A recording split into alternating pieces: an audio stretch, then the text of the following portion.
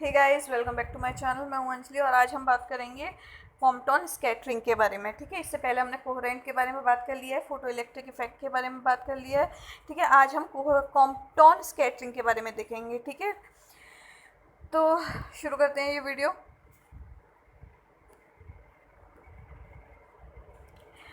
देखिए, Compton scattering में क्या होता है कि आपका जो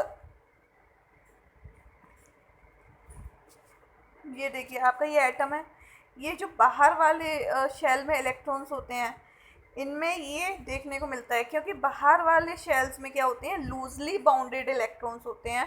तो जब कोई एक्सरे या रेडिएशन इन पे टकराता है तब ये बनाते हैं आपका इलेक्ट्रॉन। ठीक है, कॉम्पटन इलेक्ट्रॉन भी बोलते हैं इसको, क्योंकि ये हॉली कॉम्पटन ने ये प्रोसेस दी थी तो कॉम्पटन स्कैटरिंग बोल दिया, और जो इलेक्ट्रॉन था उसको कॉम्पटन इलेक्ट्रॉन बोल दिया। ठीक है, और दूसरी चीज़ आपकी यहाँ क्या बन रही थी, स्कैटर्ड फोटोन। ठीक है, SP लिख देते हैं इसको शॉर्ट में, स्कैटर्ड फोटोन बन रहा था। ठीक है, चलिए बहुत कलाकारी हो गई। और अब फिगर में देख के समझ लेते हैं इसको। देखिए क्या हो रहा है यहाँ पे, ये जो इलेक्ट्रॉन, ये पूरा एटम है ना आपका, यहाँ पे इंसिडेंट फोटोन कहाँ टकराया है, बाहर वाले शेल में। ठीक है, बाहर वाले शेल के इलेक्ट्रॉन में एक्चुअली। तो फिर उसके बाद ये जो आपको मिला है स्कैटर्ड फोटोन और कॉम्पटन इलेक्ट्रॉन, इसकी वजह से, तो इसमें खास बात क्या है कि स्कैटर्ड फोटोन की जो वेवलेंथ है वो ज़्यादा हो गई। क्यों हो गई है ऐसा, दो पार्ट में डिवाइड होने की वजह से इसकी फ्रिक्वेंसी जो इंसिडेंट वेव मिला था ना, अब यहाँ पे ये हाई एनर्जी के साथ आया था एक जगह। ठीक है, ये दो में डिवाइड हो गया तो इसकी फ्रिक्वेंसी एनर्जी कम हो गई। ठीक है, और इसीलिए इसकी वेवलेंथ इंक्रीज हो गई, क्योंकि फ्रिक्वेंसी डिक्रीज हो गई, वेवलेंथ इंक्रीज हो गई। यहाँ पे ये जो एंगल बनाता है ना, ये इसको बोलते हैं एंगल ऑफ डिफ्लेक्शन। ठीक है, फिर उसके बाद देख लेते हैं इसकी कुछ प्रॉपर्टीज़ के बारे में। अब ये देखो इंसिडेंट फोटोन होता है वो किसके इक्वल होता है, आपका एनर्जी ऑफ स्कैटर्ड फोटोन को अगर हम मल्टीप्लाई कर देते हैं इलेक्ट्रॉन बाइंडिंग एनर्जी और काइनेटिक एनर्जी ऑफ इलेक्ट्रॉन के संग। ये मल्टीप्लाई का साइन नहीं है, ये काइनेटिक एनर्जी ऑफ इलेक्ट्रॉन को शो करता है। EB का मतलब है बाइंडिंग एनर्जी, इलेक्ट्रॉन की बाइंडिंग एनर्जी।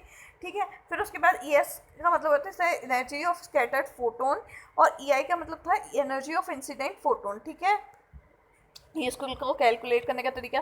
फिर कॉम्पटन स्कैटरिंग के 3 एंड प्रोडक्ट्स हैं। ठीक है, एक रिकॉइल इलेक्ट्रॉन जिसे हमने कॉम्पटन इलेक्ट्रॉन भी बोला, फिर उसके बाद स्कैटर्ड फोटोन।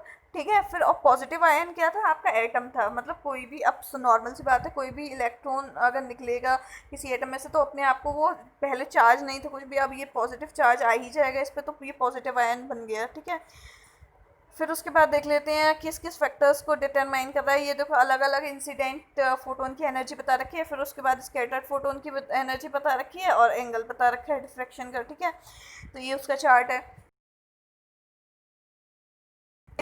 आपका मालूम है, आपको जितना भी आपका स्कैटरिंग होता है ना, स्कैटर स्कैटर रेडिएशन,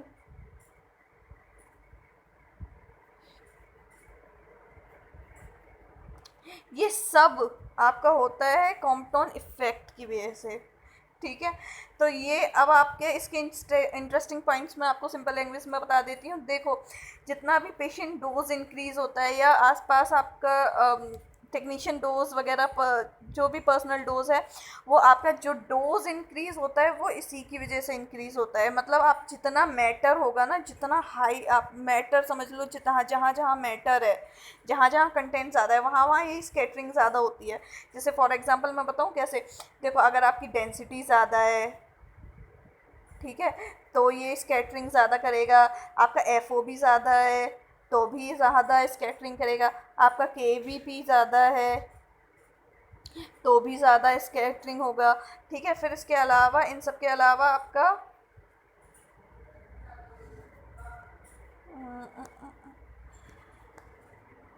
सॉरी, इन सब के अलावा ये क्या होता है कि इस वजह से ये क्या कर देता है, इमेज कॉन्ट्रास्ट डिक्रीज कर देता है। मतलब कॉन्ट्रास्ट उसका अच्छा नहीं आता है इसकी वजह से। ठीक है, इमेज प्रॉपर नहीं आ पाती, इतना क्लियर नहीं आ पाती, इसका नॉइस को इंक्रीज कर देता है ये। ठीक है, तो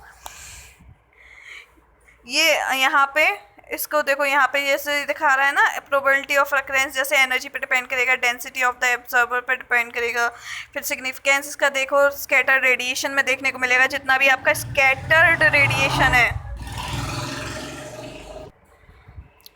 स्कैटर्ड रेडिएशन है, सॉरी नॉइज आ गया था, रिड्यूस इमेज, और ये इमेज कॉन्ट्रास्ट को रिड्यूस कर देता है, जैसे कि हम पहले ही डिस्कस कर चुके हैं ये सारे पॉइंट्स, ठीक है, इजी लैंग्वेज में। फिर उसके बाद ये देखो वाटर पे, कॉम्पैक्ट बोन पे और सोडियम आयोडाइड। सोडियम आयोडाइड का यहाँ पे क्यों दिखाया गया है, क्योंकि जो आपका डिटेक्टर होता है ना वो सोडियम आयोडाइड के बने होते हैं ज़्यादातर, तो इसीलिए आपका यहाँ पे इसको मेंशन किया गया है, ठीक है। तो इस पर ये इफेक्ट क्या दिखा रहा है, ये देखो डॉट डॉट डॉट इफेक्ट जो है वो फोटो इलेक्ट्रिक इफेक्ट को दिखा रहा है, जो आपका लाइन बाई लाइन है वो आपको कोहेरेंट इफेक्ट को शो कर रहा है। फिर उसके बाद आपका जो ब्लैंक है वो कॉम्पाउंड इफेक्ट को शो कर रहा है, ठीक है। तो ये वाटर में था, ये कॉम्पैक्ट बोन में, और ये सोडियम आयोडाइड में, ठीक है। अच्छा, फिर उसके बाद है आपका पेयर प्रोडक्शन, ये हम अगली वीडियो में डिस्कस करेंगे, ठीक है। So thank you so much for your visit, take care, bye bye and all the best for your exams, please subscribe my channel.